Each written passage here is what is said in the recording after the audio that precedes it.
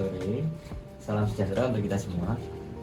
Perkenalkan, nama saya Rizkula Rawif Ananda dengan NIM 13121000053 dari Universitas 17 Agustus 1945 Surabaya.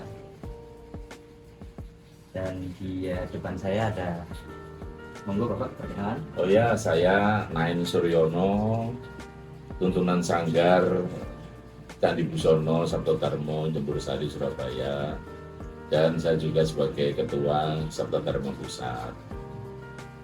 Itu mungkin ya. Ya. Mungkin di sini kita akan memberikan beberapa pertanyaan mengenai Sabtodarmo. Oh iya. Saya mulai, Pak. Ya, monggo silakan. Pertanyaan pertama,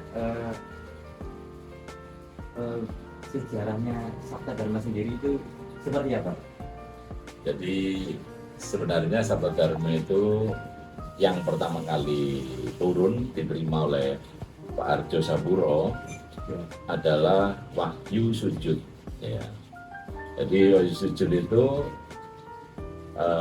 pada saat itu Pak Arjo Saburo pulang dari Jagung Manten pada tanggal 27 Desember tahun 1952. Lalu beliau pada saat akan tidur jam 1 malam itu, terus beliau tidak bisa tidur. Ternyata tiba-tiba disuruh duduk bersila, sendakep, lalu Pak Arjo Saburo digerakkan ya, dengan mengucap secara lantang gitu ya, secara keras gitu ya. Allah yang Maha Agung, Allah yang Maha Rohim, Allah yang Maha Adil. Lalu tiba-tiba Pak Arjo Saburo disuruh sujud gini, bungkuk gitu ya. Kesalahan yang Maha Suci, mohon ampun yang Maha Kuasa. Tapi bahasa Jawa. Kesalahannya yang Maha Suci, nyuwun ngapura yang Maha Kuasa 3 kali. Terus berdiri lagi, tegakkan lagi. Keliru ya. Yang Maha Suci, sujud yang Maha Kuasa. Ya 3 kali. Terus disuruh bungkuk lagi, kesalahan yang Maha Suci, nyuwun ngapura yang Maha Kuasa 3 kali. Terus disuruh tegak lagi, dibungkukkan lagi, yang Maha Suci, mertobat yang Maha Kuasa. Pada saat itu Pak Arjo Saburo melawan, ini gerakan apa dan ini apa gitu, bingung dia. Ini terjadi sampai antara jam 1 sampai jam 5 pagi. Nah, lalu Pak Arjo Saburo tanya pada ibunya, kan Pak Arjo itu rumahnya kecil ya, dan orang tukang cukur itu kan ya orang kebanyakan lah ya. Kalau saya katakan orang tidak mampu karena tukang cukur, rumahnya pun juga ya 3 meter kali berapa itu, kali ya 12-an kalau saya lihat. Lalu tiba-tiba dia tanya sama istrinya, sama anaknya, waktu pagi itu, kowe krungu aku bengok, lu nek Pak gak krungu, aku kabeh tidur enak, kabeh turu enak. Akhirnya bingung Pak Arjo Saburo. Akhirnya dia ke temannya Pak Joyo Jaimun, terus ke Pak Sumo Giman, terus ke Pak siapa, ada 4 orang lah pokoknya.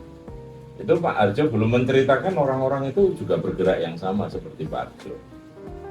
Nah, lalu 4 orang ini tambah bingung. Pak Arjo nggak berani pulang ke rumah karena selalu menerima itu gerakan-gerakan. Akhirnya ternyata setelah Pak Arjo itu berkumpul sama teman-temannya, dia sering memberikan ceramah, ada orang yang minta tolong dibantu, akhirnya terkenal orang-orang ini. Nah, lalu tiba-tiba tanggal 13 Februari tahun 53, Pak Arjo Saburo ngomong, saya mau pulang. Terus yaitu ada pelajaran baru gitu. Nah, lalu ternyata beliau mengatakan ini pelajaran rajut. Rajut itu keluarnya sang sukma dari raga itu. Nah, terus teman-temannya nyoba ternyata juga sama bisa. Gitu.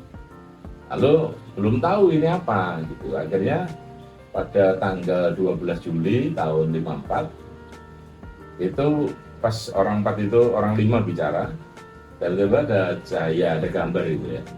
ya gambar di tembok, di meja. Gambarnya itu ini, ya gambar simbol itu lah, ini loh gambar ini. Akhirnya, nah ini gambar ini ya. Akhirnya baru tahu, oh ternyata ini adalah Sabta Dharma. Sehingga sampai hari ini nama ajaran ini adalah Sabta Dharma. Gitu.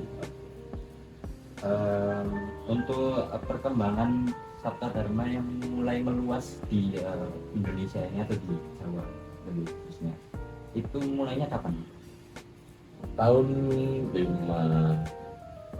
50 sampai tahun 70-an banyak waktu dari itu. Makanya tadi saya sampaikan jutaan ya waktu itu. Karena perkembangannya luar biasa dan memang ini adalah betul-betul ajaran Jawa. Nah, lalu tahun 6 antara ya 80-an mulai ada hari ya pemerosotan warga itu tahun 80-an lah itu. Pertanyaan selanjutnya, apakah ada struktural dalam Sabta Dharma ini? Organisasi. Iya, seperti itu. Organisasinya ada. Kalau yang di pusat itu pusatnya Yogyakarta di Surakarsan, Bukit 2 Jalan Taman Siswa. Itu di sana pusat sekretariatnya, namanya Tuntunan Agung. Ya, Tuntunan Agung. Lalu kalau yang di provinsi, ya Tuntunan Provinsi, Tuntunan Kabupaten Kota, Tuntunan Kecamatan, ya terus bahkan ada yang kalau dulu ada sampai kelurahan. Terakhir adalah tuntunan sanggar seperti ini. Bulan saya tuntunan sanggar. Ya. Pertanyaan selanjutnya untuk sekarang ya Pak, masih banyak nggak dapatkan? Masih banyak. Masih banyak. Sanggarnya seluruh Indonesia itu hampir 1.750-an kok, sampai Papua. Jadi kita sampai 24 provinsi lah. Papua pun juga ada sanggar. Bahkan di luar negeri juga banyak. Lalu untuk untuk tanggapan masyarakat sekitar tentang Sabta Dharma sekitar sini itu apakah bisa diterima dengan baik atau bagaimana? Sangat menerima dengan baik. Bahkan kalau rapat-rapat saya ajak ke sini. Kalau nggak ada tempat gitu ya di sini. Dan saya juga menyarankan kepada seluruh sanggar, kalau misalnya sanggar itu digunakan untuk kepentingan sosial, kepentingan umum harus diberikan ya. Seperti di Jogja itu kemarin untuk waktu bencana itu untuk nginep ya, yang tetangga ini rusak di sini masih kuat yang nginepnya di sanggar. Terus pemilu kemarin ya di sanggar. Banyak tanah-tanah kita di Menowo juga digunakan untuk coblosan. Gak apa-apa. Oke, untuk bertanya, untuk selanjutnya ini mungkin ada harapan Bapak tersendiri tentang perkembangan Sabta Dharma di Surabaya. Surabaya ada 27 sanggar. Ya, dan saya pikir masyarakatnya juga sangat sekitar sangat mendukung dan tidak pernah ada masalah memang. Karena memang tujuan kita itu adalah untuk menyembah ya kepada Tuhan ya. Dan juga kegiatan kita kan nggak ada suaranya, cuma duduk diem bersila gitu kan. Terus nembang gitu kan. Jadi nggak ada yang namanya mengganggu tetangga sebelah, nggak ada. Ya. Oke, baik, itu saja Pak yang bisa saya Iya. berikan pertanyaan ya. Ya. Ya, terima kasih banyak Pak. Oh ya, Oke. sama-sama. Iya. Ya nanti kita ada acara nggak apa-apa nanti di Boleh, Pak, ya? dokumentasikan, nggak apa-apa boleh ya. Mumpung di sini Iya. emang. Iya. Ya. Assalamualaikum warahmatullahi wabarakatuh. Perkenalkan, nama saya Rizkula Rabi Ananda. Saya dari Fakultas Hukum Universitas 17 Agustus 1945 Surabaya. tanggapan saya mengenai pemanaan agama lokal di Indonesia, khususnya di Surabaya, yang kemarin saya wawancarai adalah dari Sabta Dharma yang berlokasi di Jemur Sari, Surabaya. Sebagai mahasiswa, saya harap penelitian ini dapat memberikan kontribusi yang signifikan dalam memahami dan memaknai nilai-nilai kepercayaan lokal maupun agama lokal, khususnya dalam konteks pasal 28E Undang-Undang Dasar Negara Republik Indonesia tahun 1945 yang menjamin kebebasan untuk memeluk agama dan beribadah menurut agama dan kepercayaannya masing-masing. Lebih dari itu, saya berharap penelitian ini dapat menjadi inspirasi bagi penelitian serupa di daerah lain di Indonesia, sehingga dapat memetakan keberagaman dan kekayaan agama lokal yang ada di seluruh negeri. Penelitian ini juga diharapkan dapat mendorong dialog dan interaksi antar umat beragama, sehingga dapat memperkuat rasa toleransi dan saling menghormati antar umat beragama di Indonesia.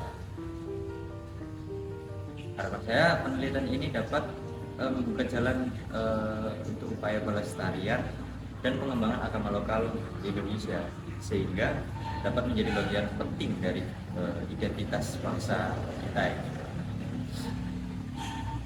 Dan demikian, penelitian ini dapat berkontribusi dalam mewujudkan cita-cita bangsa Indonesia yang menjunjung tinggi nilai-nilai kemanusiaan dan demokrasi, di mana setiap individu memiliki hak dan kebebasan untuk memeluk agama dan kepercayaannya masing-masing tanpa diskriminasi.